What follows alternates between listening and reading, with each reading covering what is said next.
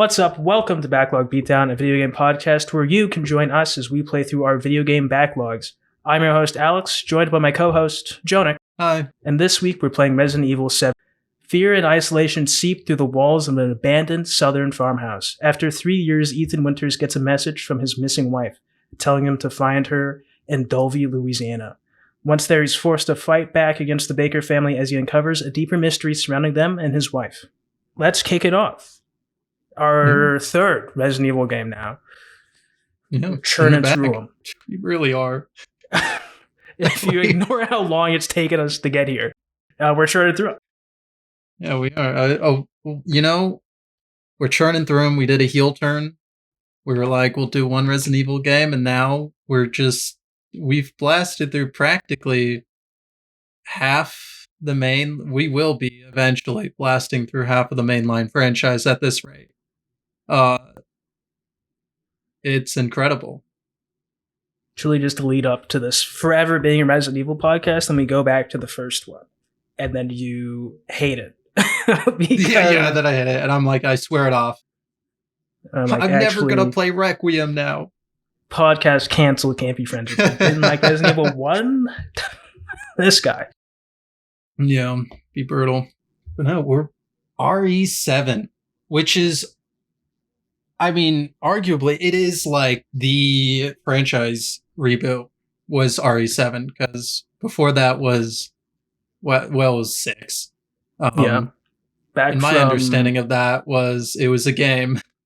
Nothing more can really be said. It was a game that kind of tanked the series for a little bit, but it came back swinging with 7. A fresh new look at Resident Evil. We're in first person now. Not a new suite of characters. Yeah. Exciting People times. We've never seen. Yeah, new reboot, new franchise, reviving everything. And, my first impressions I'll give is that it was a good game. I liked it for what it's worth. It's interesting. I'll go more into detail. But sure.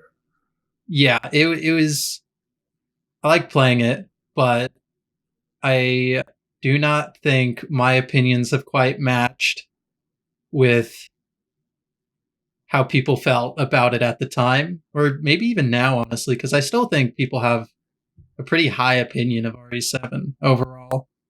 Yeah, there's like a reverence for this game.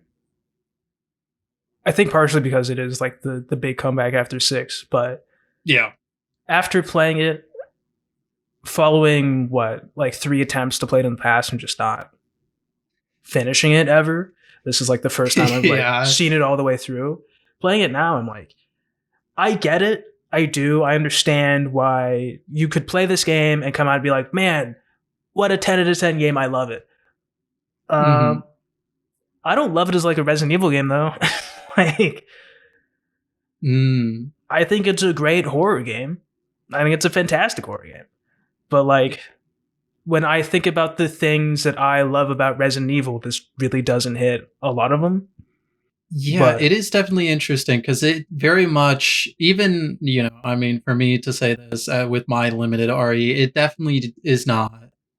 It feels very much in a different vein compared to at least RE2 and 4.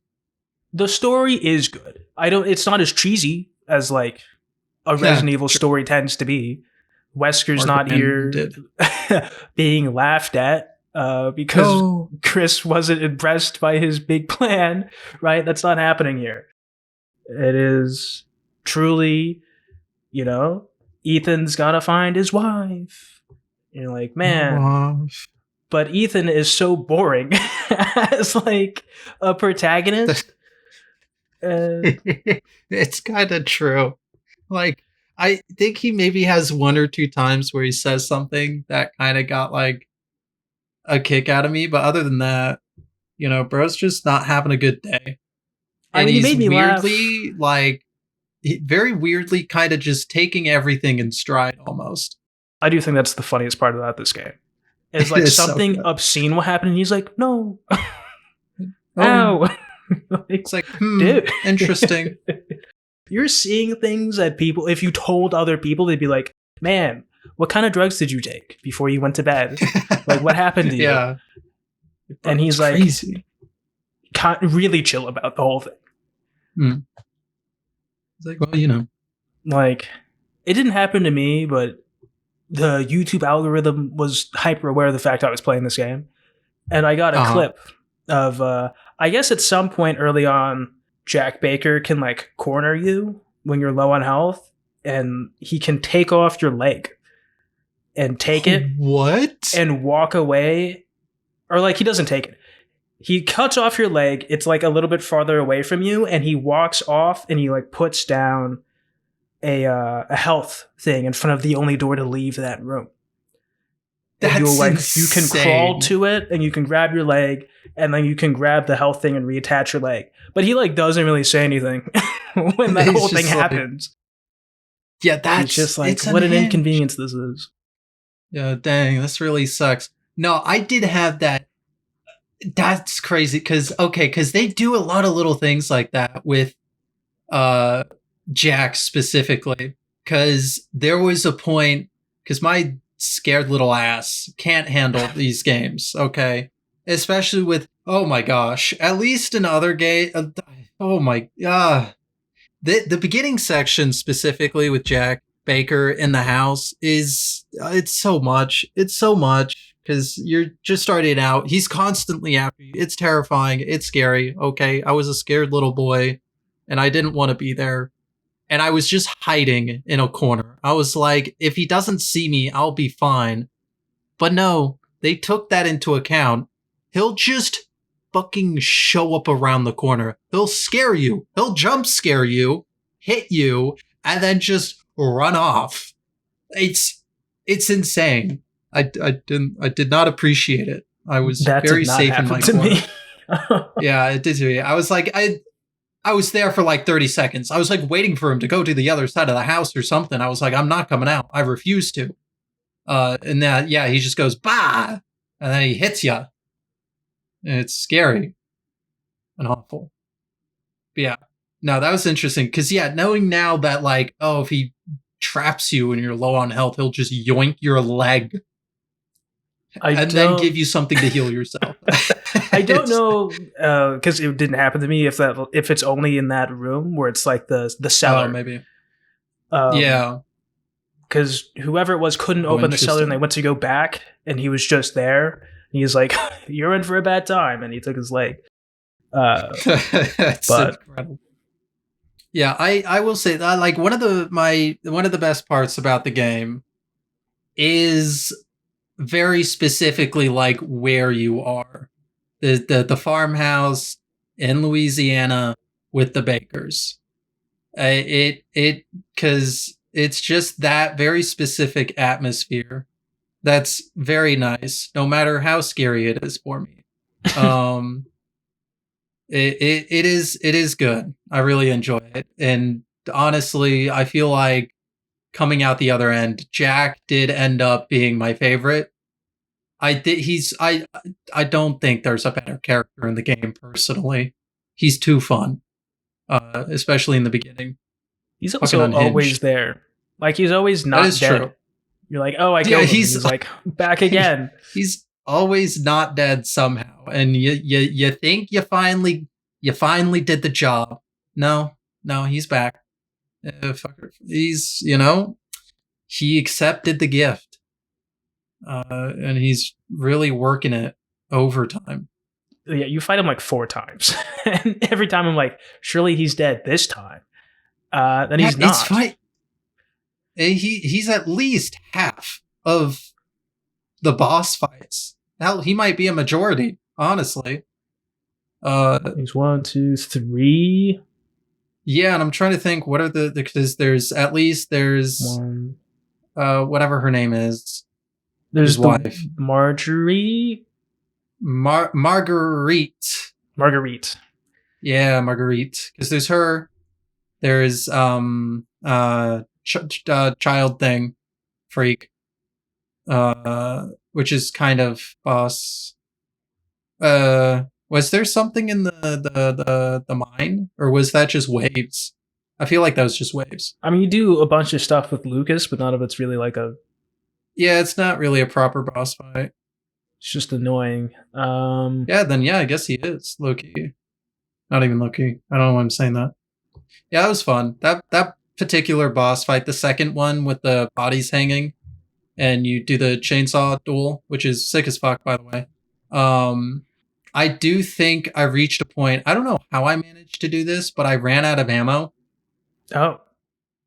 Uh, so I spent Um, like 2 or 3 minutes just knifing him. I, I'd hit him with a body bag, run up and like slice him once or twice, and then scurry off until the chainsaw's triggered. yeah, that definitely didn't happen to me. Yeah, I again, I have no idea how I managed it. I kind of had. Oh my gosh, I ran into so many little roadblocks in the beginning.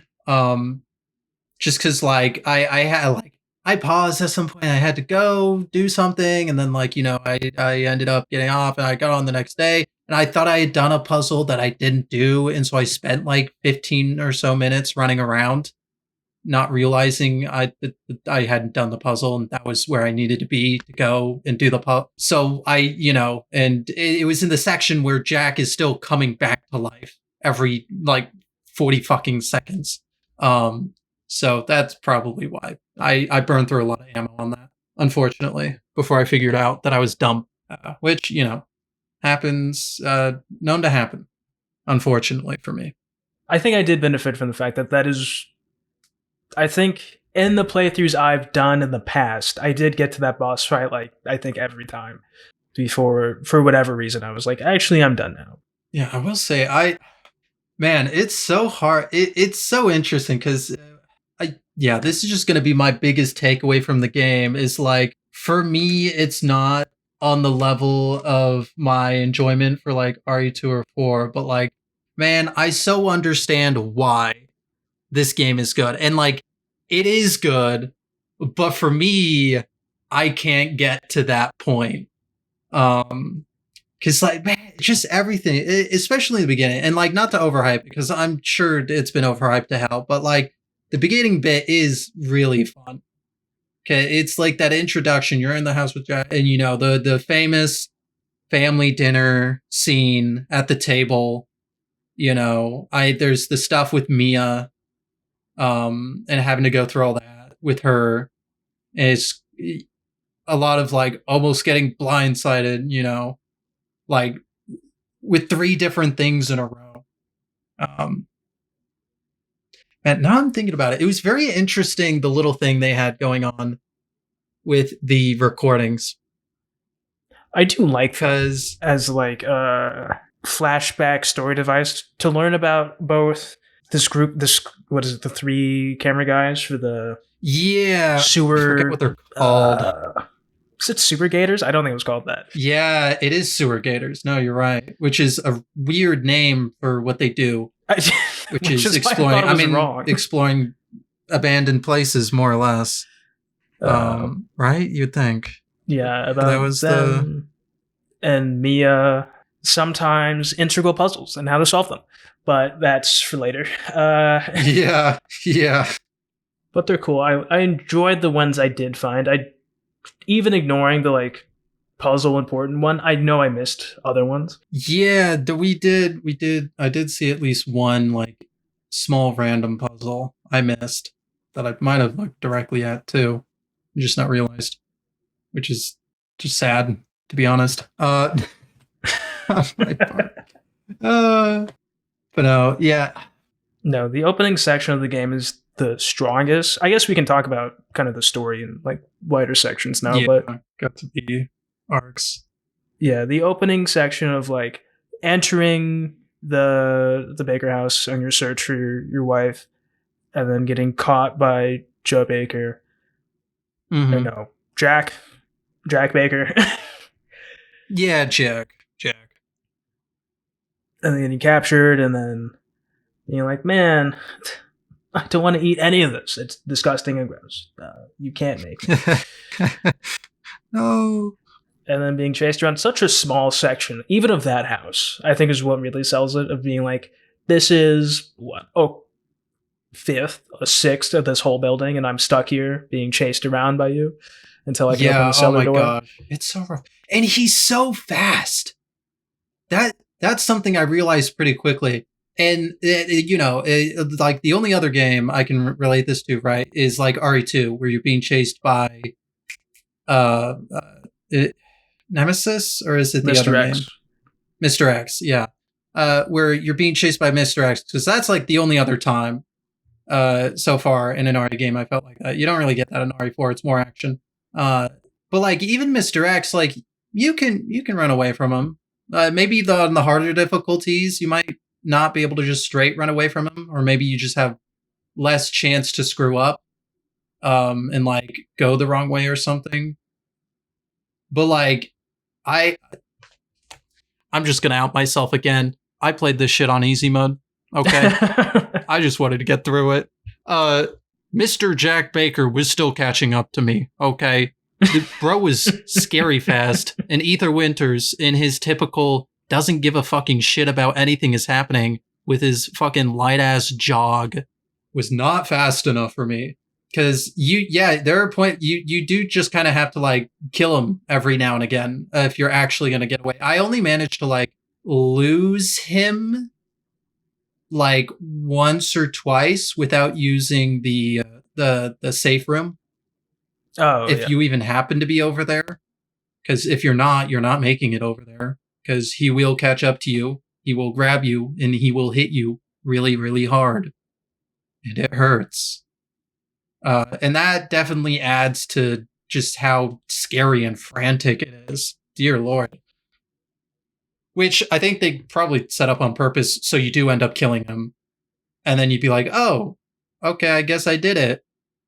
And then you realize, no, you didn't. You didn't do it. You've been He's fooled. still alive. You've been fooled.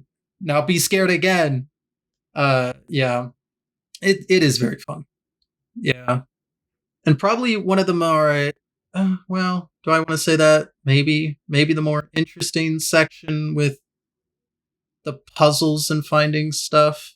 I don't know if I want to commit to that, but it was because you had the dog heads, you have the shadow doors, which are interesting, even if they're a little finicky to get to go the way you want them to go. Oh, the like matching the shadow of the object to the outline. Yeah, they're like, look, you want the shadow of a bird, and I'm like, I know where I want this. I know the shape. I know how to get the shape. I'm just spinning it the right way so I can get close enough to lock it in. It can be a little annoying. Yeah. It's so funny because there's the section I also got hard. That was the section where I wasted through all my ammo. That's why I ran out. It was the section in the basement, the boiler room. We talked about when you go there the first time. Right. We did talk about this. Because you definitely went about this different ways. You get down there and there's a blue grate thing that you're clearly supposed to move to the side, or at very least just walk up to investigate, because why wouldn't you? I didn't. I went, that looks closed off to me. That's probably where I'm going to end up. That's why I'm going through the boiler room, right? This is the thought process in my head. So I immediately write it off. A mistake I've made before, and I will make again. I mean, we've had the infamous RE2 where I'm playing Leon's B-side, and for however long I'm running around the map not knowing where to go, the door that's always been closed is now suddenly open. And if I had just walked in and looked, but I didn't because it was just a big X in my head. Same thing happened here. Because you go through there, you get the key for the shotgun. And you can go switch out for the shotgun on the thing, which would immensely help with the boiler room because you get like 5 molded ones coming after you, which in the beginning with a pistol, it's just not enough. Yeah, I just brute forced it with the pistol. Uh, don't recommend.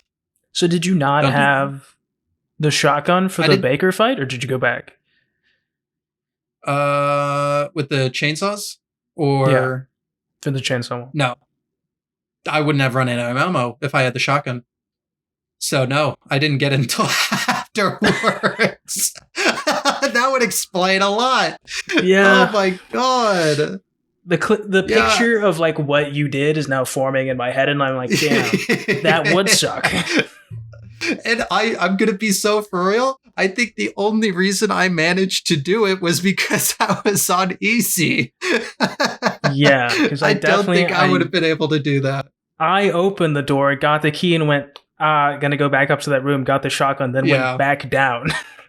Yeah, And that then would have just helped like immensely. one shot, headshot all the guys in the boiler room with the shotgun. Yeah, I think we're slowly learning that I can just be I can be a little bit of a silly guy sometimes is how we'll put it.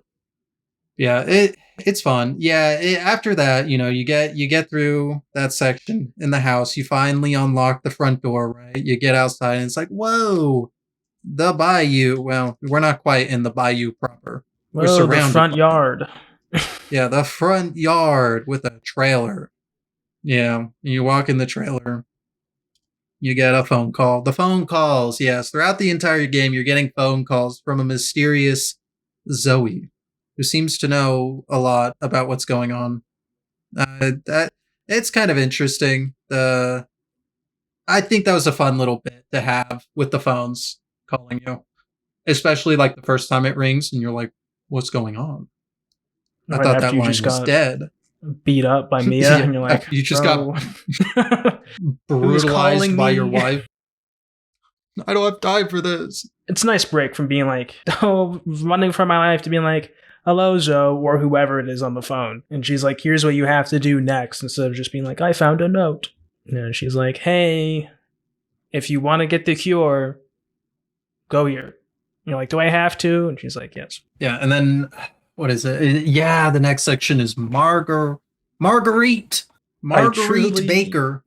I think the initial house section is like the best part of the game. And then Yeah, everything past that, I'm like wildly different opinions on. But yeah, it definitely has its highs and lows because for a decent chunk of Marguerite's section, it's like it's initially very creepy. You're walking up, right? Setting, great. You enter the bayou proper, okay, and it's this like house on stilts out in the water. You got all the freaky baby dolls hanging down. Okay, perfect.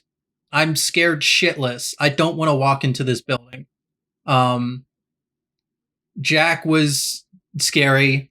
I know they're gonna make Marguerite scary somehow. And I think before you even enter there, you get a preview with Mia's section because you do jump back over to Mia at points. Oh, it was through. We talked about this. her It's the recordings. her tape in the Yeah, the tapes. bar, Yeah, the bar in the yeah, the mansion bar has you or sneaking through farmhouse. with Marguerite. Yeah, so you get to see a little bit of that. It does not prepare you whatsoever No, for what Marguerite turns into, because she turns into something, as all Resident Evil villains love doing. We love that for them. Yeah, Marguerite, of the designs, I liked Marguerite the most. She was the freakiest after her transformation. yeah, I think Because so. yeah, she fuck. Ah, scared the shit out of me. Reliving terrible experiences. Yeah, I will say, because once you get in there, it gets kind of dull. Because you kind of just realize at some point, like, oh, it's just bugs It for a bit. the bugs truly, I was They're over annoying. it like halfway through that section. Yeah, they're so annoying. Halfway through dealing with them, I was like, man, what do you mean there's still more? Yeah, it kind of turns into low key a pit stop to just run around, figure out some very basic puzzle stuff. Like, oh, go get the flame guns so you can destroy the bugs, so you can get inside the container or through the door. and then like go find the crank so you can start opening and lowering bridges for everything. You get the backpack, you get goods, and then it's like, okay, and now that we've had you run around for a bit, it's time to ship you off to Marguerite in the next section. That was basically it. Oh, I forgot about that puzzle up there. There was a puzzle up there, wasn't there, to open the door? What was it? Oh, it was her lamp. That was the puzzle. Yeah. Which is why you have to go after her. Yeah. Yeah, and then you finally get to her. Her first phase is they could have done literally anything else. The whole I don't know. I feel this like was the fight I hole... ran through all of my ammo. The first time I did it, I think I truly ran out, and then I had to do it again. Oh my gosh. I was not happy doing that entire boss fight. Just so annoying. The bugs that are on the map, and there's like the hives that are around, and if you get too close, they throw bees or whatever they are at you. And then she's scary. I think her design is fantastic. She's crawling on the ceiling. Yeah, exactly. Because once you get to that part, because you start with you burn her in the hole, you take her lamp, you grab the thing, you grab the thing, and then you come back. No, you get up there. You burn her in the hole. You realize you need the lamp. Yeah, you need the lamp. So you go back to get down, it. You're like, man, there's a whole like... And that's when you realize she's some creepy fucking thing, because you see her for like a flicker of a second, I think. Well, she's sprinting through the tunnel, right? You go down there, yeah, and she's like... And it's like, oh no. On 4 legs, sprinting, you're like, Jesus Christ. Yeah, terrifying. It's such a... I loved it. It was... Yeah, one of the creepiest ones, because and her window jump scare totally got me. Where you're going up the stairs? My heart leapt out of my chest. I was running up those stairs full speed. I was not ready. I was not ready at all. I was so scared. Oh, which, I mean, set the tone wonderfully for the actual boss fight, because, like you said, she's like crawling up in the ceiling. She's on all fours. I actually, luckily after that, I was like super on it, and you can see her before the boss fight initiates, so you can initiate it rather than her. It's freaky because she's just like fucking up in the rafters waiting for you. Right, when she's like in the attic, and you're like, she starts leaping around. Oh yeah, super fun. But yeah, I did go through a lot of ammo for that. I'm like trying to remember the section that's after that. You go back to the house, and that's the freaky section in the dark, right? Right, because you do all that. You get her lamp. You kill her after using nearly all of your ammo. And you get her lamp, and you go back. And then when you're walking up the stairs back to where you put down the lamp, they have the piano going. And you're like, the hell? What is this? Yeah, you go look in there. No one's in there. Okay. And then it like enters into a larger section of the house where there's like it's just this extended dark section where you're like walking around and it's all creepy, and you fight off like 2 molded ones. No, there's all these children. There's all this children stuff there. All these like playhouses. Yeah, it's all the kid stuff. Freaky as hell. And that's when you get to see what's her name for the first time. Evelyn, after you get the arm.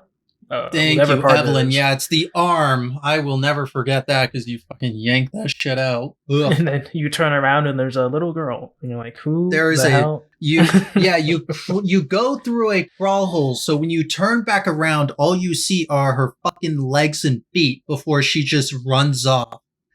Oh, yeah. And then you go to leave and you open the door and there's the molded standing there, and you're like, please go molded play. Standing there. Also, all the writings and stuff appear on the wall in the room. Right. When you get back through the crawl space. Yeah, some proper usage of atmosphere and fear. Okay, I was quivering. Yeah, and then that's when you. Huh? After that section, after I walked out of there, I was like, damn, they've really used these like molded monsters to their max. Great. That was the moment. I was like, yeah, They've done everything they can. We're gonna get a new enemy soon. No, Oh yeah, yeah. No, we do. The mm-hmm, mm-hmm. there's literally No, only the just keep coming. bugs and the molded. Yeah, and even among the molded, there's 3 types Yeah, overall, there's 2 that stand upright that are and then the basically the freaky same, one. except one's a little tankier. Yeah, And then one that's on all fours. more annoying. Yep. That's it. And pretty much That's no all they got. visual distinction either. They're all just Maybe molded one has ones. a claw on its hand. I truly don't know. Yeah, like the tankier ones look a little tankier. One of think their it arms has is a- wider. In the I think there's crawlers something different on one of its arms, but are much more like narrow and or I don't know, freaky. it did remind me of a liquor from 2, but like Yeah, more boring. There's really yeah, no a little more difference. boring. Yeah. Like it's a little more annoying to deal with than like the less tanky 2-legged one, but they're about the same level of like health. They're basically the same. More or less, yeah, just slightly more health. But even then, you can kind of ignore it depending on what weapon you're using, because there really isn't much variety. It really is literally shotgun pistol. I don't even remember what a 4th one was. There's others, but it's like endgame, basically. It's the flame gun. There's the second pistol you can get. Yeah, which is nice, I guess. The coins, but Yeah. Oh, I didn't get that one. There's the 1911 though. I got the Magnum. Yeah, the Magnum. Yeah. Yeah, the minute I saw the Magnum, I went, no, I'm just not gonna bother. That's a lot of coins. I probably I won't bought get it at the end because I could've. was like, I have all these coins and I've never used them. So I spent them all getting the Magnum.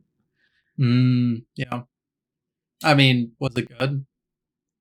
I guess it was the end of the. All I had to do was beat the boss. I don't know if it would have turned out literally any different had I just not bought it. I guess if you got it for the section through the salt mine, it'd be nice to have. But yeah. Because what's after that? Then you do Lucas. Lucas's section is interesting. I feel like it's one of the.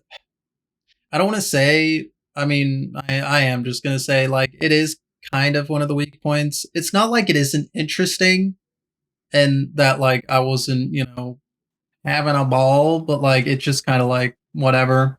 You're just crouch walking through sections. It does start off strong because you go to the trailer after you get the part of the cure to call up Zoe, yeah, and then because she's supposed to meet you there.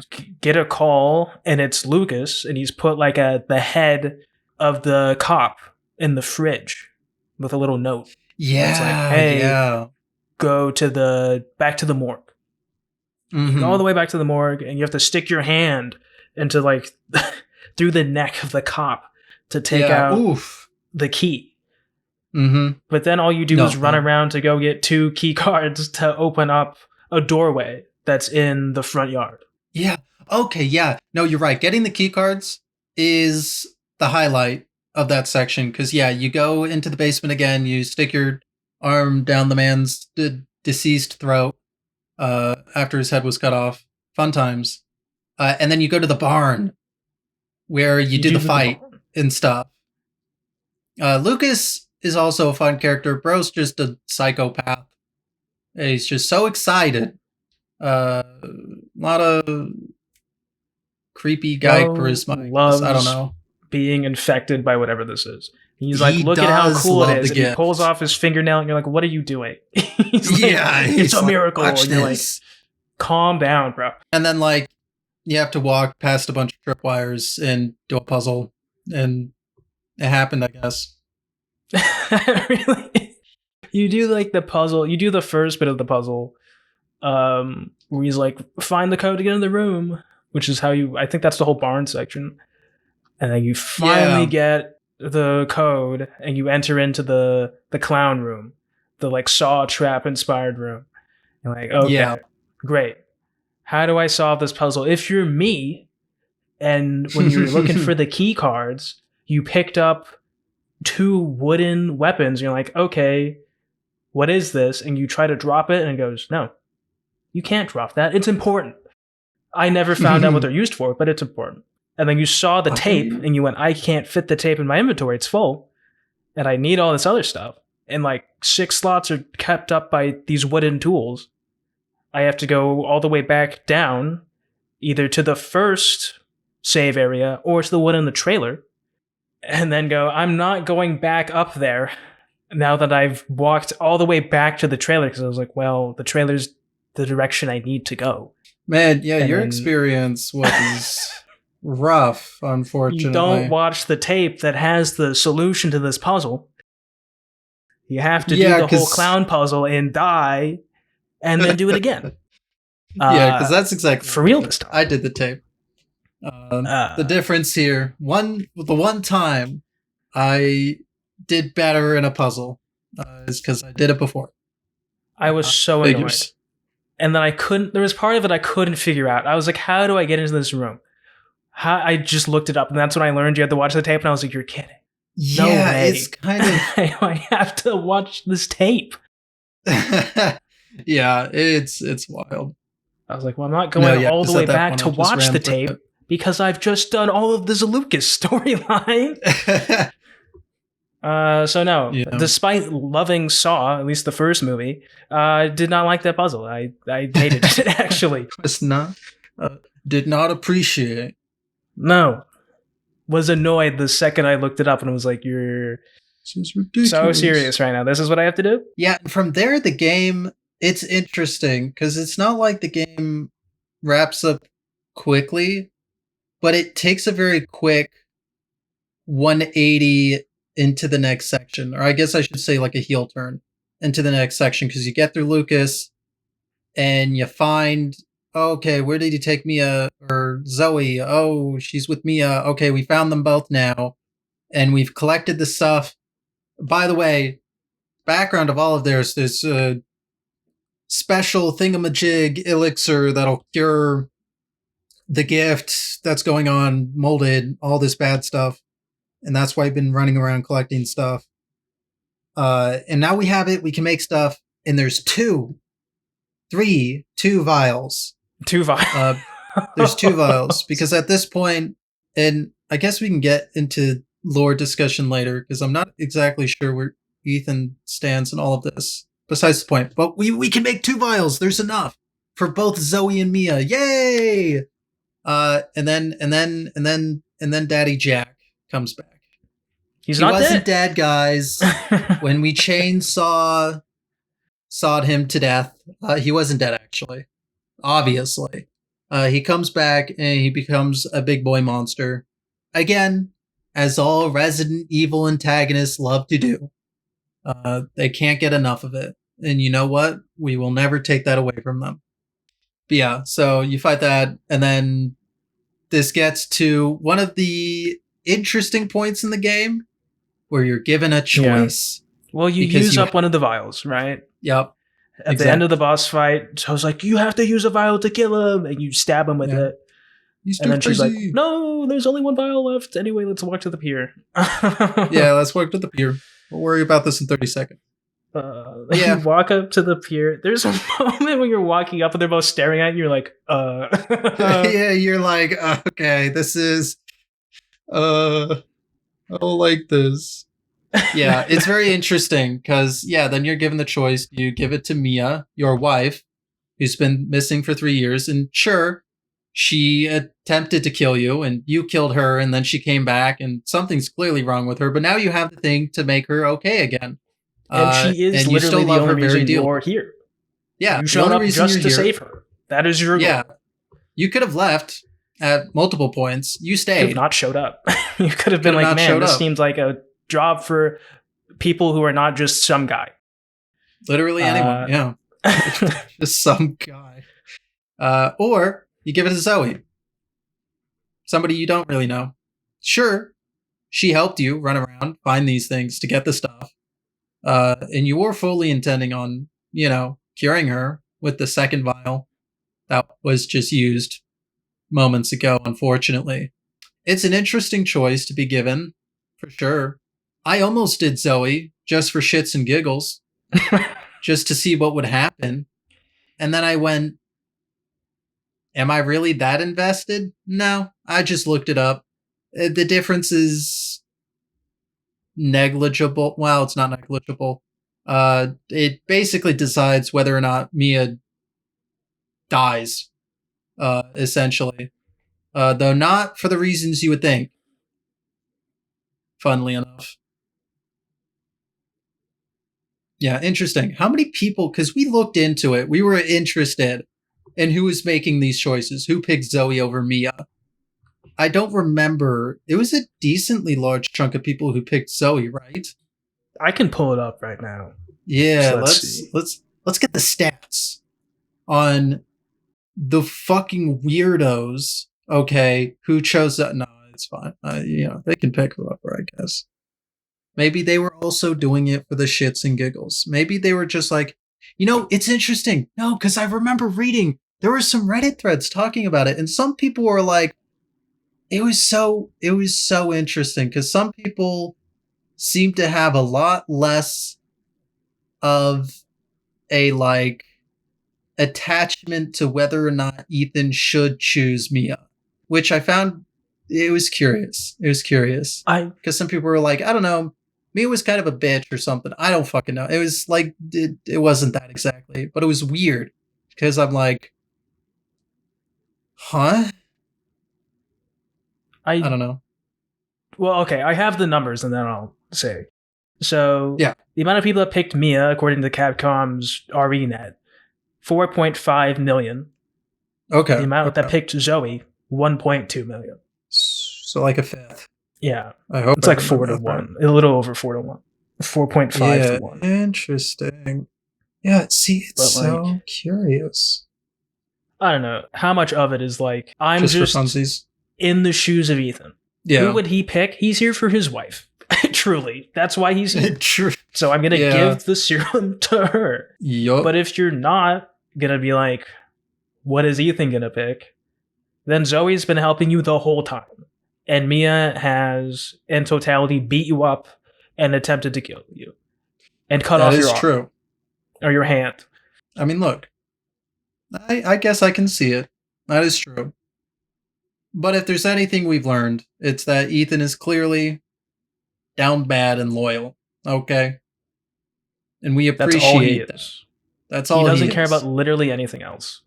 Truly. And I know this trend continues in RE8, okay? Because I know the shit that happens in that game to some extent, and I know why he gets in the fucking mess that he does, and it's almost literally the same shit. Bro just goes, oh, something happened again. I guess nothing else, is just gonna go in and deal with it. Am I out of my depth? Sure. But I'm still somehow going to come out on the other end. And you know what? He's great. He's great for that, Maybe he's a little boring, but fucking icon, I guess. I don't know. It's incredible.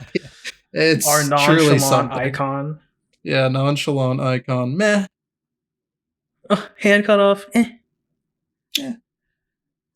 Just put it back on. Where's the horrific bug lady who's birthing hives of bugs above my head? Meh. You're like, these are horrific things you're seeing. You're watching as your arm gets carved in with the letters that spell out loser, and you're like, oh, I guess it hurts. Owie. Oh no. How could you do this to me? Ooh. Anyway, gotta go put in the code. Yeah, very fun. What a great protagonist. Truly a protagonist of all time. Yeah. Yeah, it really does. So yeah, you do that. And then we get into a section. I've outlined it here. I wrote it somewhere. I don't even remember now. I'm looking for it and I don't see it. Oh, there it is. Mia Winter's gameplay. You choose Mia, obviously. Okay. Zoe goes, yeah, I expected that. Leave me. And it's like, okay, I feel bad. Anyways, bye.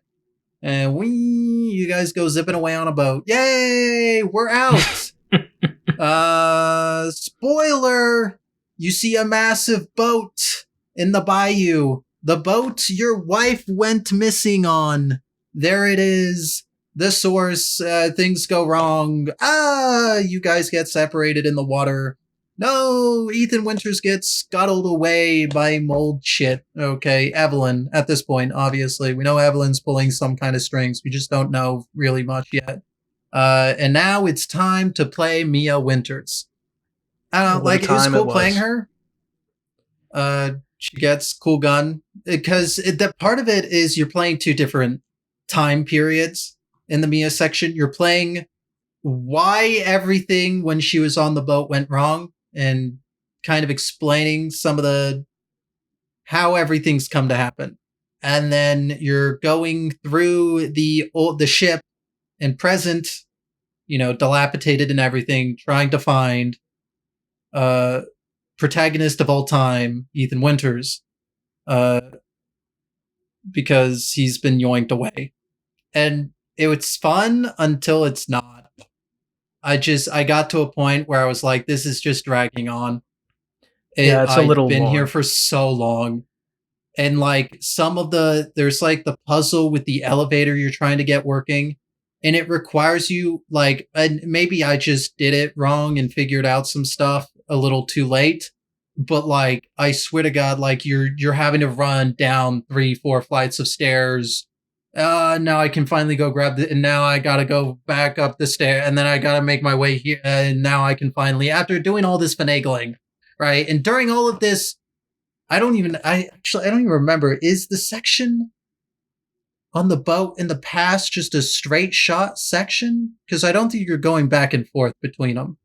You start off and you're like in the present, and then you get to like a room where like Evelyn's in a chair posted up, and she's like, yeah, don't you remember? And she has her flashback, and then you're in the past. And then you play through that whole section, and then you like get to the end of it, and then she's like, I remember. And then she's like, I gotta go get remember. Ethan. And then you go through the section. Yeah, okay. Yeah, so you're already playing through the ship for a bit, and it's kind of previewing kind of what you need to do in the present section a little bit. Not really. Kind of. No, not really, actually. It doesn't. You don't spend a lot of time in the present, really. No, like it's 90% really of her sections in the past. Yeah, I mean, it's interesting. It was fun. You get a big boy gun, and you get to go burr. So that's cool. And it's interesting. I thought the interactions with like Mia and her dead as fuck coworker were interesting. Yeah. I enjoyed it, having a rapport. They're evidently like, this fucking Evelyn bitch. We're gonna kill her. I'm gonna kill this bitch. Where is that bitch? So much this bitch, that bitch, who bitch, all the time. And I mean, look, the things Evelyn did, I get it. There's some animosity there. The section is cool, right? You get to see, there's like this aha moment when I think it's near the end, where Mia like records the video that you see at the beginning of the game. You're like, oh, makes so much sense. And then things start coming together real nice. You get to figure out what the hell this little kid is that you see. You really only see her the one time in the main game, or before you end up on this ship, which is when you turn around. Yeah, and she's like mentioned a couple times. Maybe I'm misremembering. Well, okay, you see her as a child, as you know her. Yes, in the as DLC. You know her. Yeah. Only that time. That's true. Which I do think it's a fun. What a twist. Maybe not necessarily the most surprising twist, but still fun. But we'll get there. I think they do an okay job of making her sympathetic, where she's like, all I want is a family and a mom and dad. Yeah, and it's like, damn, it sucks. I feel for your kid. You were raised as a fucking bioweapon to be used, and they never gave you a proper family, and it just everything that could have gone right didn't go right for you. And now, unfortunately, we can't put you in therapy. That's not an option. It's too late. So no, it is one of those unfortunate things. Where it's like, damn, yeah, this situation does it really sucks for you. But anyways, Pop. It's like, I feel bad, but also it's your fault. I have to keep fighting these molded. Yeah, it is literally it's you. Indeed. It is your fault that there's only like 3 enemies to deal with. It is really those 3 insects only exist in that one section, and it's literally molded. The rest of the game, yeah, it's so insane. It's only for Marguerite. No, it is wild. Yeah, you finally get to that section, and then where your choice matters partially between Mia and Zoe's once you find Ethan as Mia, because at this point, if you had chosen Zoe, Zoe's already fucking dead. She dies out in the boat when you get separated. She just okay. So your choice is fucking meaningless. They punish you essentially for making that choice, and then they're like, okay, we're gonna keep going. Essentially, at this point, if you chose Mia, she's received the thing, and she can resist Evelyn for long enough to be like, "Go before I can't." She's trying. Go before I do anything, and then locks you out. You do get a cool flashback, or like view into what Ethan's seeing as he's like been captured by Evelyn. When Mia finds him, yeah. You get to see Jack Baker. He's like, "What's up, Ethan?" Oh my god, not gonna you're kill so you. Right. That's genuinely like one of my most. Oh right, well that's interesting because. Oh wait. Either way, Zoe's fucking dead because she shows up in that. Yeah, she's there, but like it's their weird connection through the mold. Oh, it is the weird connection to the mold. So she's not necessarily dead, but I also wouldn't be surprised if she immediately blew her brains out after we left. I guess this is like the section where like Ethan's officially been infected by the molded or the mold. Yeah, I guess that's true. Yeah, I guess it has to be. Yeah, but he gets this like vision into the mold where Jack's like, "Hey, here's like a breakdown of like what's happening," kind of from our point of view, which is we went and got her from the bayou. We found her, we brought her in, and then she gave us her gift, which is what she calls it. And then she can just control your body and your mind. Please save my family. Please help us. And then that's when you go back and you're like, oh, I gotta do my protagonist thing. And you run off after Mia's like, leave, go. Yeah, leave. You go. You leave and you do protagonist thing. And you find out all along, you're like, we gotta find Evelyn. Where's Evelyn? We've been seeing her. It all leads up to this. And you finally find Evelyn, and wouldn't you know? Maybe we should keep it secret. I don't know. No. Yeah. Why would we? No. Oh, you're so right. We talked about the rest of the story. Literally everything. It was obviously... No, not obviously. It was the old lady. It was the old lady the entire time. The person they never allowed you to shoot. Which who would have known? Is like interesting, I guess, because it's like it's what she really looks like. Throughout the entire game, there's like an old lady who's just posted up in her like rocking chair randomly throughout the game. You're like, you can't climb the stairs. How'd you get up here? She just keeps zipping just around. You can't do anything with her. She doesn't do anything to you, so far as I know. Yeah, and it's interesting because there's grandma's room and there's stuff talking about grandma getting her meds and stuff. So you're like, oh, okay, it's Grandma Baker. You just assume, but if I remember correctly. Turns out it's just Evelyn. Whatever testing, experimentation they did on her gives her like super accelerated aging. So between the 3-year gap between what happened on the ship to now, she's become like what looks like an 85-year-old old lady. But the people who are molded see her as like a little girl, or like who have the mold infection see her as a little girl, because that's like how she views herself, because like she's 10 or something in reality. More or less. But yeah, you run through the house, you get little visions of when Mia attacked Ethan at the beginning of the game, but with like a little bit of commentary from Evelyn, who's like, if he won't be my father, I'll kill you both. And you're like, That's rough, kid. Damn, I got one job here.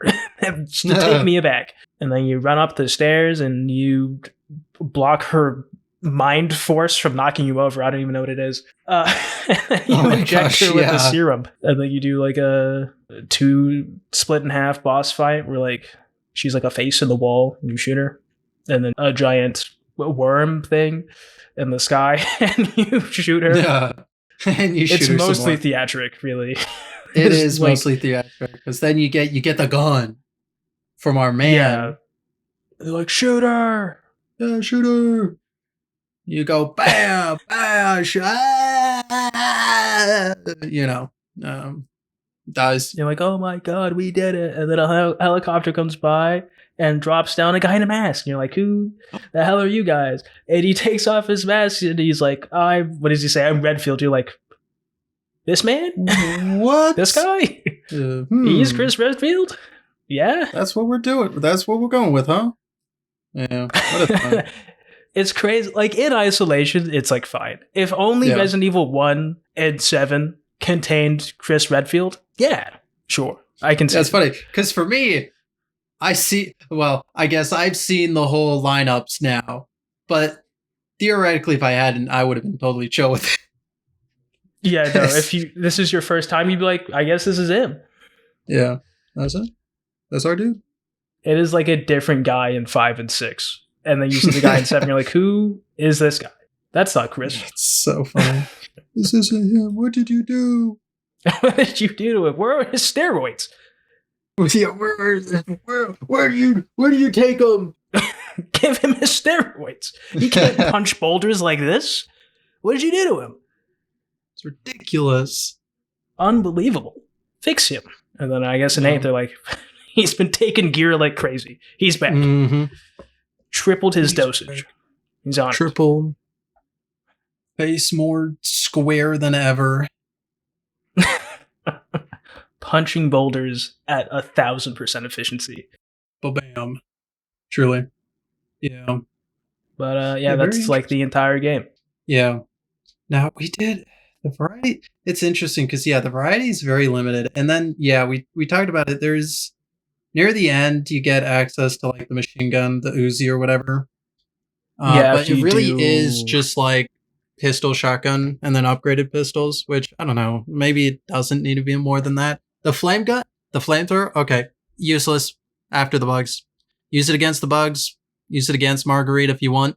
After that, it's not worth it. Doesn't do anything to the molded. You would think, oh, it's the molded. It's mold. Fire. Works. No, it doesn't.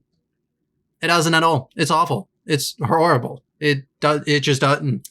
I'm so pissed because I was like, oh, it's a flame gun. It's a flamethrower. I'm going to use the crap out of this because flamethrowers are always great. And I made extra ammo for that thing. And I never used it. I was so ticked. Yeah, frustrating. Yeah, I don't know if there was anything. I think at some point you also start picking up grenades, which is fun, I guess. I used the flame rounds in the grenade launcher. Those were pretty good. The grenade launcher! Yeah, okay. I thought there was another weapon. I was trying to remember what it was. That is good. That is good weapon. Nice weapon. At least that rounded things out. Because you can do that and the neurotox rounds or whatever they are. And I used those for sure. Yeah, I think the 2 weapons I picked up in the attic that I couldn't drop unlock like a different shotgun and an axe, which is why they're there, and I just didn't ever find whatever I was supposed to do to use them. Interesting. So, okay. So yeah, I guess there are some puzzles in there we didn't find. Yeah, other than that, there's the old coins, which of course lead to the Magnum, and then also play into, not exclusively, this is where you get the drugs, the stabilizers and steroids, but like it's the pretty much the primary way. I think you find steroids once, just casually, if I remember correctly. I don't even remember where. I think maybe you find one of each. I don't remember. I didn't find that many. No, I mostly found the ones you take and you can like see the psychostimulants. Yeah. Yeah, you can see items better. Mm-hmm. which is it's kind of effective. I used it once or twice just to make things a little quicker. Yeah, I Wasn't think I much. used them twice and was like, we're done. I'm not. I don't need these really. Yeah, I don't know if it's really worth the inventory space. Yeah. No, it's a good game, but yeah, it is also like overall it's relatively on the short side. So like at the end of the day, all of these like issues or shortcomings aren't necessarily the biggest deal just because you don't have to, it's not that long. If this was an RE4 situation where I'm in this shit for 20 something hours, then we can start having some really serious conversations about why there's only 3 enemy types essentially, or why. I don't know. I wish there's like one more. Yeah, it would be nice to just have like just a little more on top, that extra spike. Because, and we'll get the DLC in a minute, because the DLC does introduce, as far as I'm aware, at least one more enemy type. Wait, no, there is another enemy type, because you run into it, the big boy, but you only run into it twice. You do the Marjorie section, Yeah, Marguerite. and then you're like, oh, each like they're all gonna be like different in what they can do. They're gonna have different like different things things about them.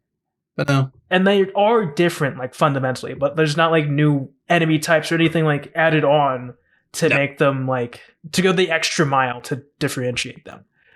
Yeah, it would have been, I don't know, because like off the top of my head, I can imagine some potential like, what was his name? Lucas? Lucas. Yeah, I can imagine some like Lucas specific molded potentially, that like maybe playing to his sadistic nature or like his hiding traps or something. Like, I don't know, imagine a freaky little head crab thing that just leaps out at you. I mean, essentially just a play on the crawlers that already exist, but just more annoying. I don't know. Yeah, never mind. Strike that. Never said. Oh my lord. Giving them ideas. You know what? Actually, I give up. I couldn't. I don't know. It is, yeah. I guess I don't understand, like, even from like a lore perspective, why she gets bugs. Yeah, that is so random. It's almost like they were just like, yeah, vibes. Like that was the decision process. Like I can't, because like Lucas makes sense. He's already like just the way he acts. So like him setting up a saw trap for you to solve like makes sense. You're like, he would do that. Yeah. This guy who's pulling off his own fingernails to like, I don't know, flex that he can, and then they'll grow back. He would set up a saw trap for me to like suffer through. He wouldn't. But like I just needed like one more to like not be like, I was truly tired after like I said earlier, you do the section where you like walk back through the like playhouse area.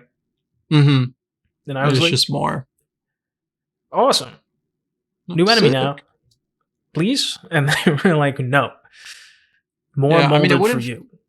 Even been interesting if they did something like, I could almost see something where they did like a Las Plagas, like in Knight Armor situation, which would, like, it's still a molded one in armor, but like, I don't know, it would have been interesting because theoretically like mold can find its way into all these nooks and crevices. I don't know, imagine something freaky like they took a bunch of like mannequins and just like infused themselves and like broke up the joints or something, and you have to like, man, but even then I'd hate having to be like, oh no, a mannequin, I have to shoot the joints to kill it or something. Jesus, that'd be annoying. Even if the stronger one was more different than the basic like rather than just stronger basic, just the same thing but with more health.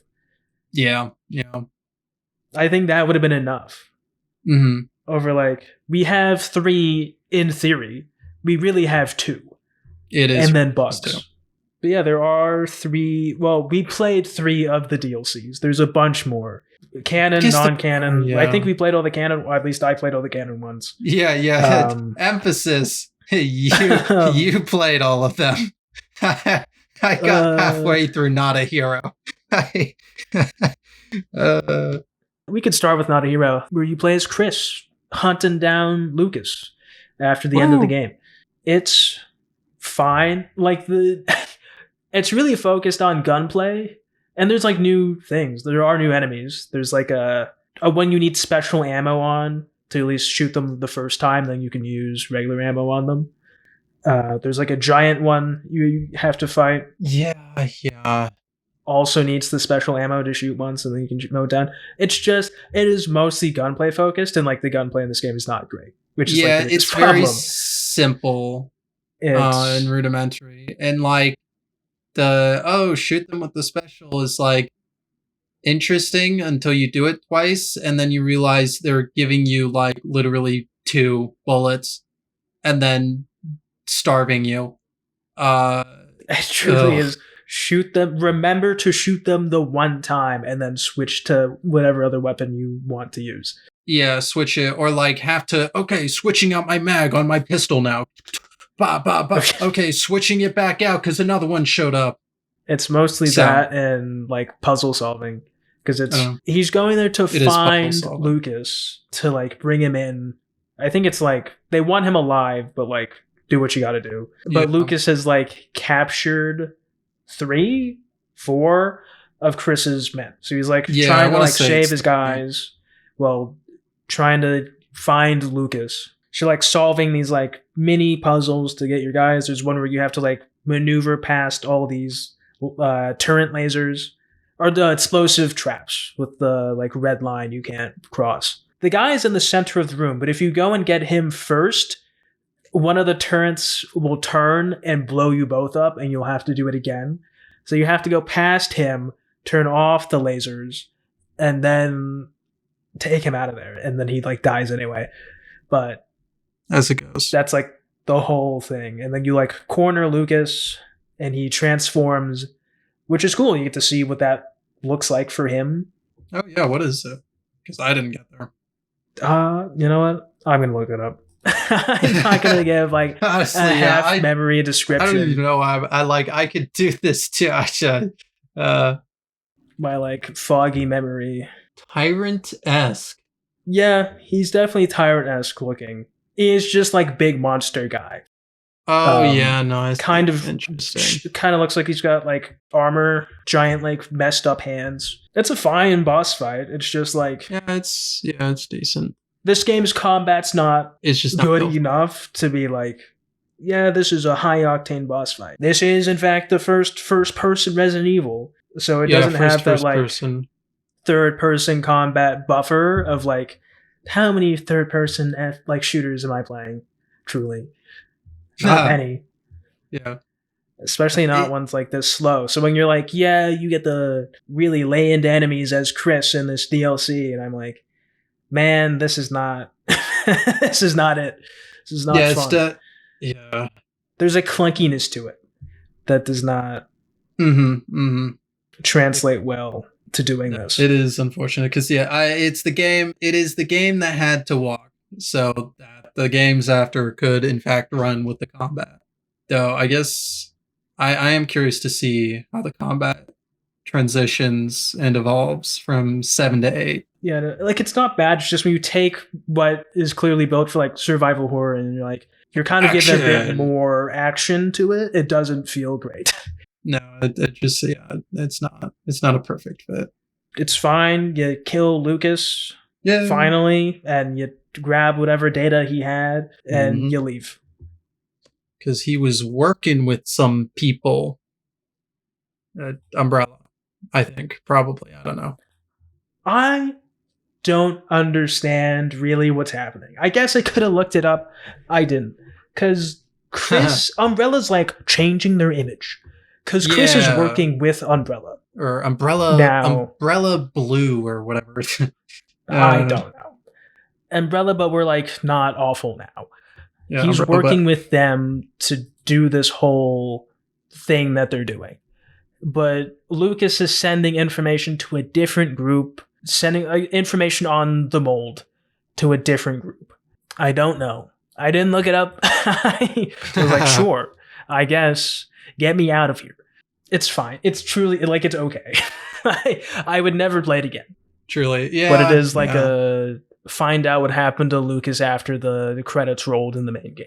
Yeah, and then I mean the other two we play because we were basically like, if we are playing DLC, we're just keeping it to canon more or less at the minimum. Yeah. And the other two, Daughters and End of Zoe. Okay, so I'm gonna go out on a limb here.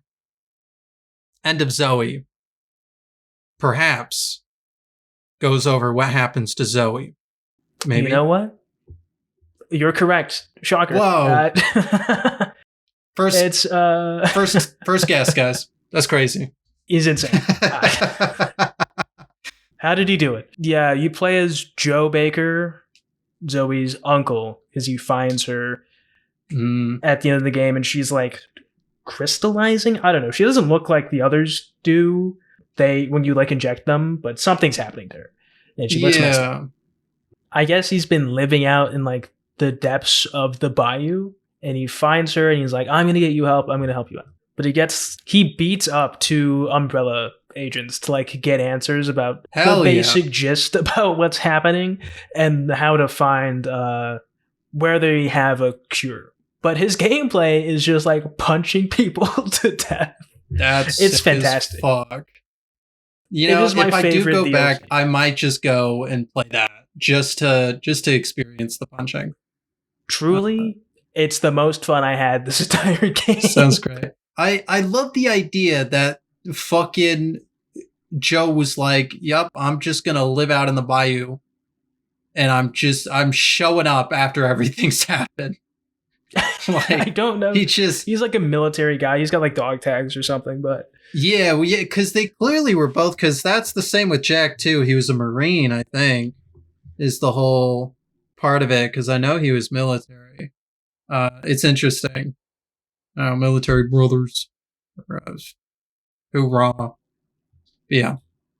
It's just funny to think that he was just hanging out there for 3 years and never thought to check in. He was kind of aware that something was wrong, but I don't think he knew. Yeah. Like it was this bad.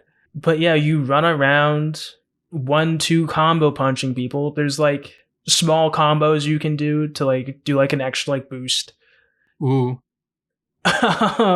There's like dolls you can pick up to like bump your punching damage as you run around. Yeah. But you're just walking around like 3-hit comboing molded. And like there's a little bit of crafting. You can craft spears and I think bombs. But you really mostly use the spears to throw at gators in the bayou. Yo, what? As you go through the water. Holy shit. That's like I think that's the only time I used them. That's incredible. Was to throw them. But you go, I think after the first guy you find, you run into like this, he looks like the Swamp Thing. It's this giant monster.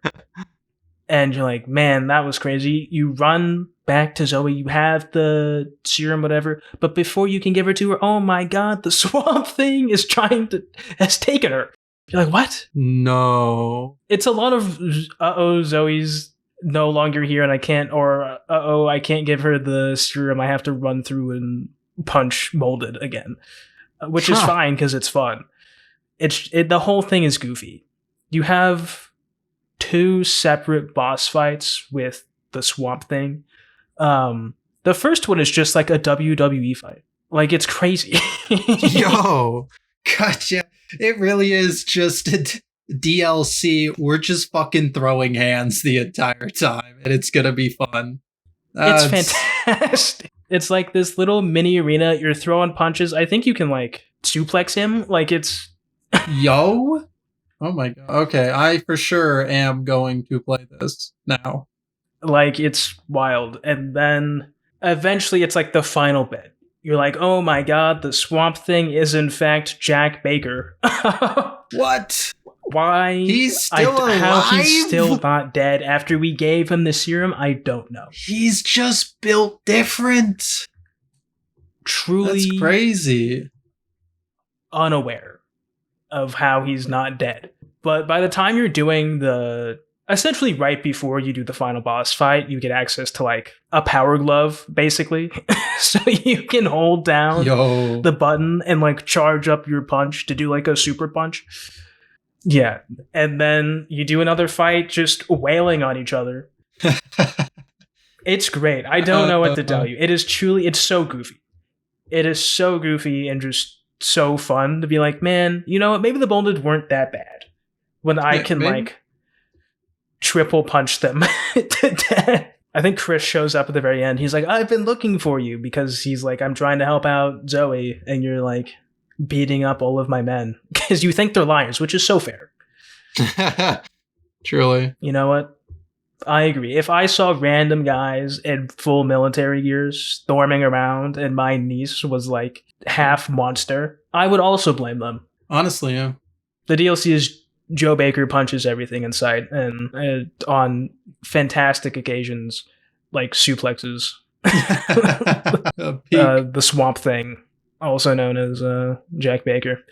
Yeah, but you save Zoe, and she lives. And I guess the implication is that at the end that Ethan called in Chris and was like, hey, I left somebody. Could you go make sure she's okay? And like give her the cure if you can. Yeah. Because he calls her at the end, and she's like, "Oh my god, you kept your promise." Because I guess at the pier, he's like, "I'll send help," and she's like, "Okay, sure, whatever you say." Yeah. And he's like, "I think." Her last thing is like, "Oh my god, you kept your promise." Oh, damn.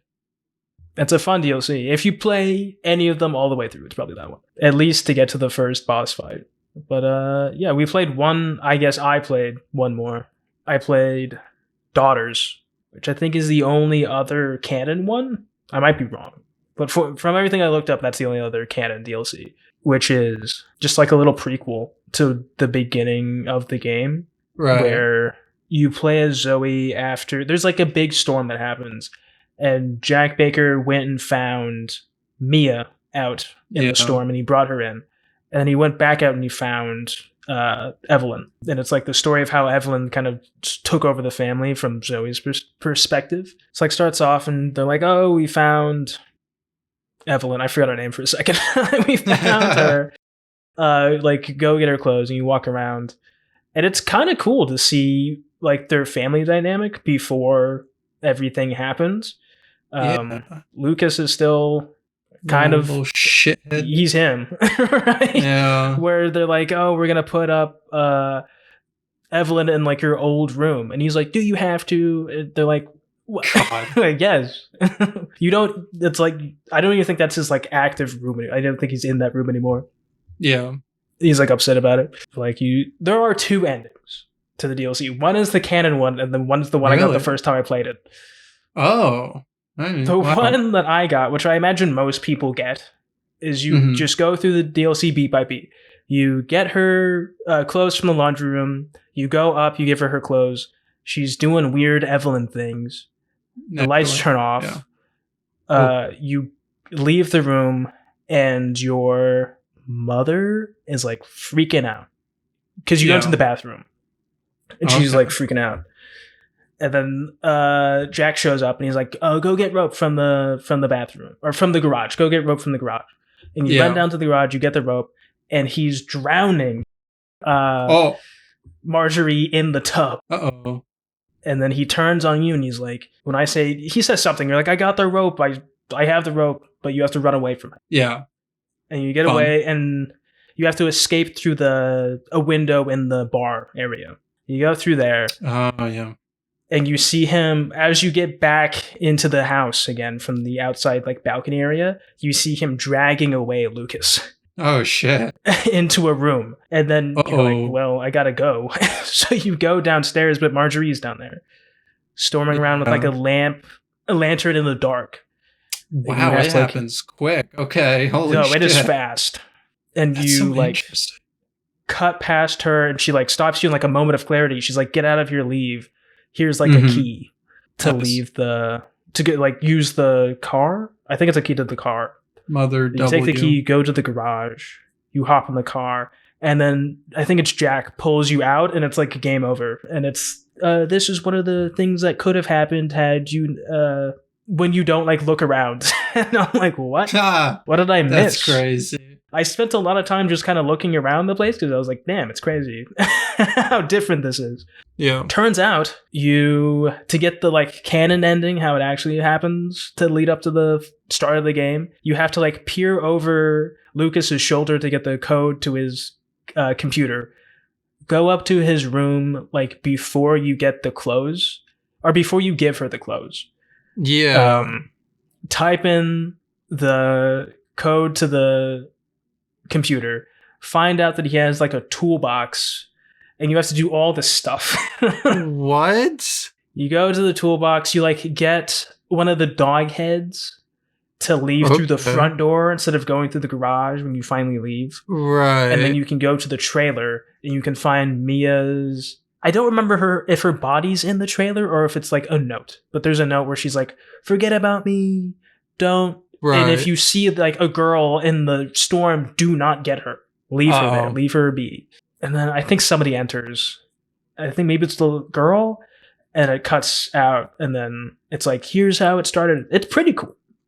Huh. But you get like a little spiel, but like, and this was her life for like 3 years before Ethan shows up to like give her hope to like finally completing the cure. Yeah. Huh. Those two DLCs are probably like, outside of the beginning of the main game, the most fun I had playing the game. I guess we do scores. I don't really have anything else to say on the DLCs. I think they're both, if you enjoyed the main game to like any degree, they're both worth playing. Yeah. I think even after I like give you the run through of like everything that happened, I think they're still worth experience. Like seeing the family like interact with each other, even in the DLC. Yeah, that's like be interesting. But seeing like what they were like before the mold starts is really fun. Seeing how quickly it goes from like, wow, what a like relatively normal family, to being like, oh, just absolutely insane. Yeah. Oh, he's drowning her, and no. He says something. He's like, cleanliness is close to godliness or something, and you're like, yo, hey, it's not feeling good. No, they're both really good. I didn't play the rest of them. I know they range from like utterly insane to like insanely difficult or whatever, but yeah. Okay. I didn't like this game, the main game, enough to be like, I'm gonna get all the achievements, and getting all the achievements means I have to like do like the hardest difficulty on like the DLCs, and I'm not doing that. I don't want to do that. That really is a shame. I started with Not a Hero then. If I had truly the worst one of the others, I probably would have stuck to them. I truly don't blame you for not finishing it. There was a moment I was like, was this even worth it? What are we doing? I guess I'll do the other two at least before I move on and uninstall it. Yeah. It is truly the most okay DLC. Yeah. I mean, I guess we'll wrap up RE7 and move on to our overall feelings, our overall score for ourselves of this game. I almost flip-flopped, but I really do think, despite all of the good things I can say about it and all of the praise I can give it, and how I can go on and on about how, well, this was like the reboot and it set a new path forward and the atmosphere and these sections are so great and they're iconic, I think ultimately the game is still like low-key a 7 out of 10 for me. It's just like, okay. Yeah, it's low, and I was flip-flopping between going to an 8, but like, I don't know. Would I play the game again? Probably not. Like, it was fun. I enjoyed the time with it, but I don't know. Maybe I'll do like a 7.5. Maybe I'll just do that. I'll just say a 7.5. I'm gonna stick with it. Like, it was fun, but I don't know. It was 5 hours, and I'm just like, I'm glad I can tuck away that 5 hours now. I mean, I am going back to play the DLC, so there is that. I don't know. Do what you will with this information, and whether or not I'm full of shit. I don't blame you for giving it like a 7. I don't know. I'm of two minds. On one hand, I'm like, It's a really good horror game. Yeah. Like, truly like a 9 out of 10 horror game to me. Mm-hmm. As a Resident Evil game, I don't really like it that much. Like, I truly don't. Like, other than like some obvious, truly bad games in the Resident Evil series, like this ranks really low for me. Like on a tier list of Resident Evil, it's like a C. Like it just does not carry the same charm outside of the antagonist. Ethan's boring. That is true. Yeah, you really don't have the same protag energy. Just none of the same. The humor's not just the cheesiness. There's like a levity to Resident Evil that is not present here.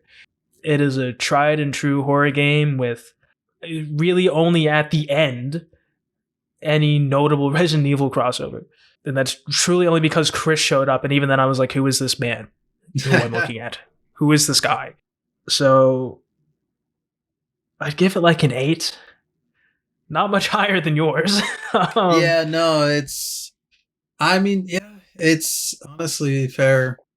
I don't have as much to ding it for being Resident Evil or not. Maybe later on I'll come back and be like, now that I have a bazillion games under my belt, actually fuck RE7 for not being a true RE game. It's a 6 out of 10. No, but like, yeah. It just does not. Yeah, I see what you're When I think of Resident Evil game, this will not be what I think of. Yeah.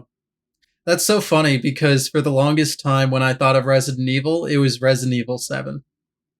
Because that was the most visually, most prominent visually that I was aware of before, our descent. It's definitely like one of the most, I want to say one of the most talked about, but it's the one where people are like, oh, it started off the whole revitalization of the Resident Evil franchise, right? Yeah. And I think we looked it up because we were like, what other survival horror games were even out when this one came out? It was like crazy. One other one. Yeah, because it was 2017, I want to say. Yeah, it was 2017. It's kind of crazy. Realm of AAA horror, there wasn't a lot going on when this game dropped. So I'm not surprised. Yeah, right? No, it's so funny because the more I look at it, it's like... It was like The Evil Within had come out relatively... I think that was 2016. Was The Evil Within 1? Maybe I'm thinking The Evil Within 2 is 2016. Let me look it up. Evil Within 2. It is 2017. So yeah, that's like the only one I can think of off the top of my head, though. Interesting. What's funny is this website does not show that. Comprehensive list of survival horror games, my ass. Yeah, Evil Within 1, 2014. Evil Within 2, 2017. Okay. There's like a weird drought of survival horror games where there's like a couple that pop up here and there that are like really good. If you made a list, there's like, what, less than 10, really? Like, relevant ones that come out. And then it's like Resident Evil 7. It's bringing back Resident Evil and survival horror at the same time. Oh my god.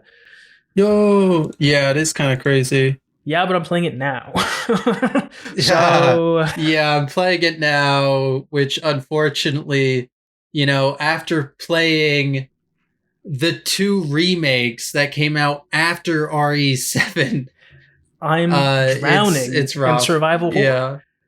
And I mean, just the number, it's crazy. I mean, even I'm like casually looking at this list, the number of survival horror games starts like exponentially just exploding after 2020.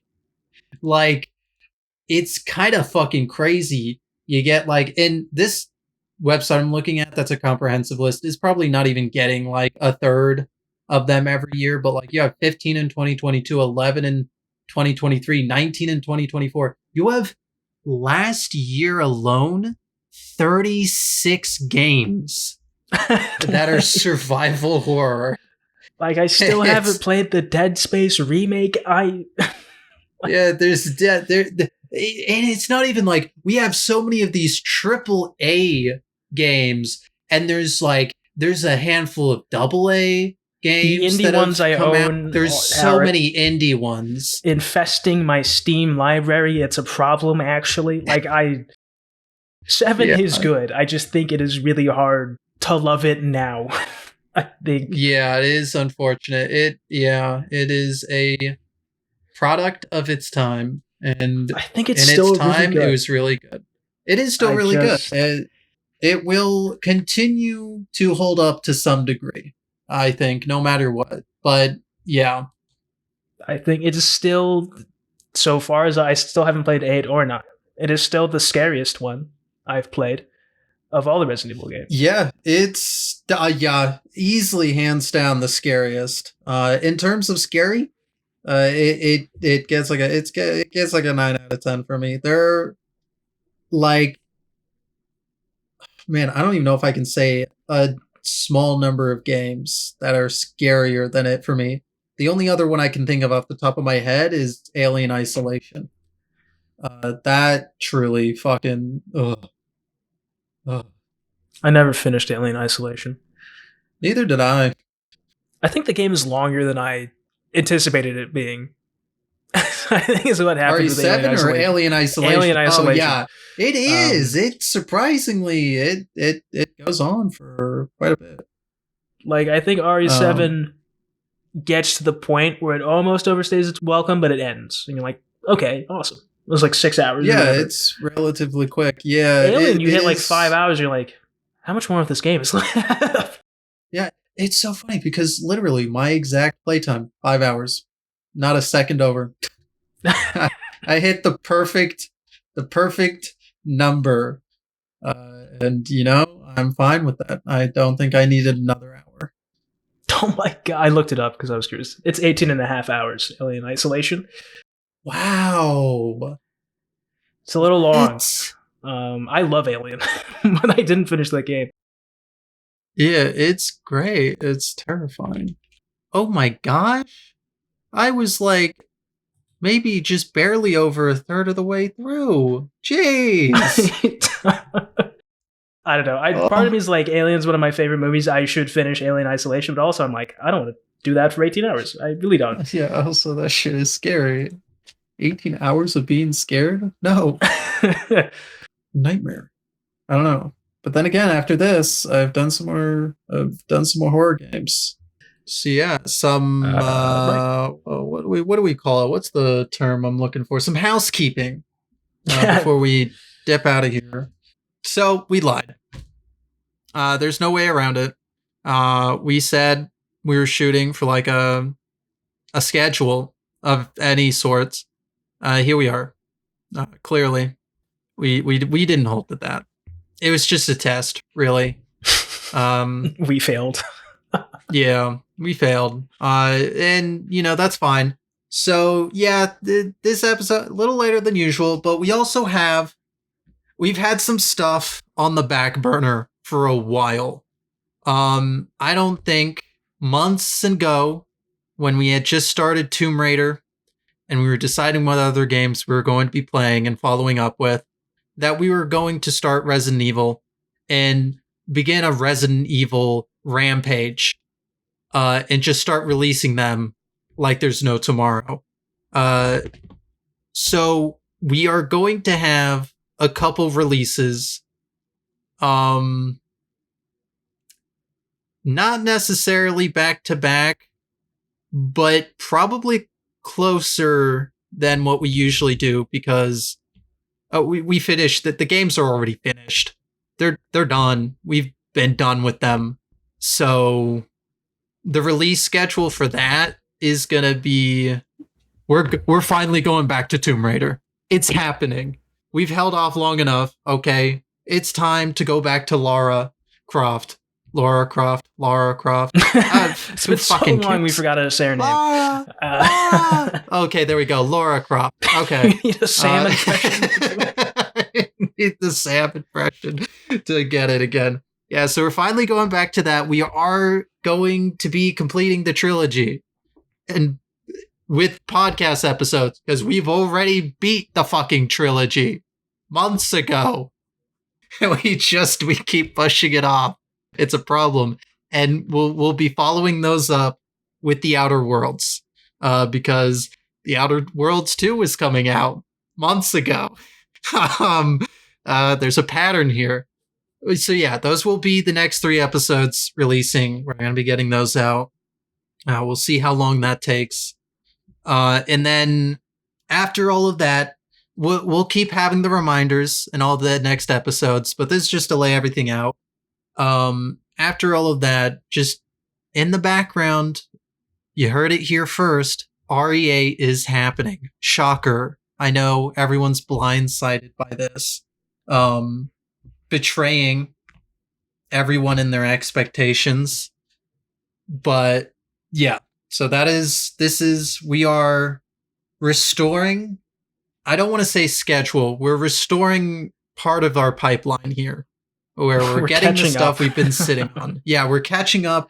We're getting the stuff that's been backlogged out of the backlog, because this is a podcast about getting rid of our backlog, okay?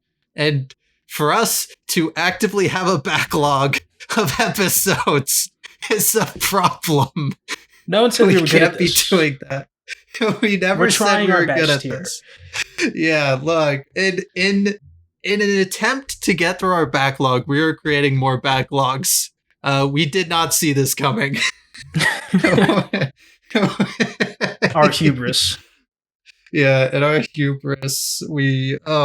Yeah, so that's the plan. We're gonna be finally releasing some stuff we've been sitting on. So Rise of the Tomb Raider, Shadow of the Tomb Raider, and then Outer Worlds. Those will probably come out relatively quicker, because it's just gonna be us sitting down, getting the episode whipped out, throwing footage together, getting it out. So not quite as much time for us to, put off playing the game and then putting off the episode, because we've already put off the episode and we're here now.